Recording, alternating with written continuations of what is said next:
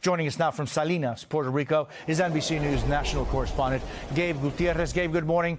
What are the conditions there this morning? And boy, this island has been hit so hard again. Hi, Jose. Good morning. Well, yes, and as you mentioned, I want to start with that update that we got from Luma Energy just in the last few hours. Now, the power outages number, late last night, only 11% of this island had power. That number, thankfully, is now up to 19%. Still a lot of people without power, Jose, but things seem to slowly be improving. The question is, will it happen fast enough? You mentioned that urgent need for drinking water. 2/3 of this island right now does not have drinking water, including the neighborhood I'm standing in right now. This is one of many neighborhoods across southern Puerto Rico that were devastated. This tree down, power lines down. This neighborhood up until late last night was flooded overnight. Thankfully, the floodwaters receded, but residents here are just starting to clean up. We just spoke with the family over here in this home, Jose. They went in for the first time since their home was flooded on Sunday. They said that they had never seen this much water, Jose, even during Hurricane Maria. And that's something we're hearing over and over again in some parts of Puerto Rico, while Hurricane Maria, which, by the way, as you mentioned, hit the island 5 years ago today, that storm brought such heavy wind and it brought a lot of rain, but this one in certain neighborhoods just brought an overwhelming amount of water, and the water just swept through here and decimated these homes.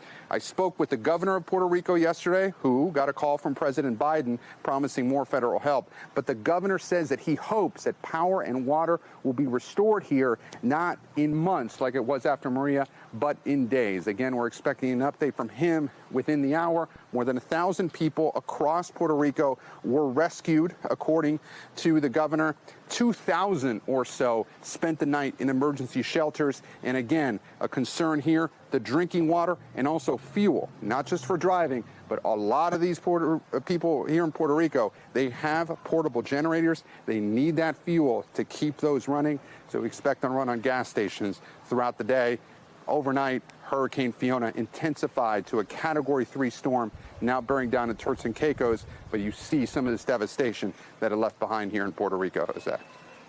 And Gabe, the numbers that you're giving us are just, jaw-dropping. 1.2 million still without power, 81% of the island without power, and then 800,000 people with no access to drinking water. Have you seen a response by government officials to this disaster? I mean, are you seeing in the streets people helping? Take a look at these images. I mean, there are areas that were completely underwater for hours. Yeah, that's exactly right. Not just for hours, really for days. Remember, Jose, this storm, it made landfall in Puerto Rico on Sunday.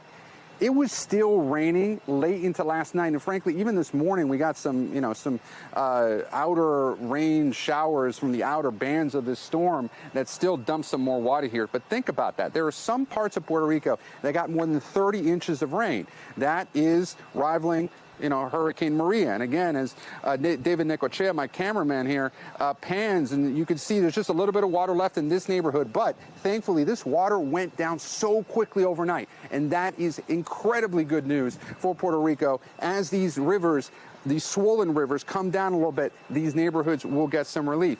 But yes, so much of this island was devastated, so many rescues happening, and the full scope of this disaster we still do not know, because the terrain in Puerto Rico, Jose, as you well know, very mountainous, some very rural areas, and there are trees like this that are blocking roads that rescuers can't even get to right now, that supplies can't even get to. The one bright side, Jose, I will say, having covered Hurricane Maria 5 years ago and coming here, communication on the island, cell phone towers, much better this time around than last time, at least in many parts of the island. I believe it's somewhere around over 70% of cell sites are still working. During Hurricane Maria, that was an even bigger challenge right after that storm hit. Still, the recovery process here will be long. The question is how long. The governor hopes to have power back within days. We'll see if that happens, Jose.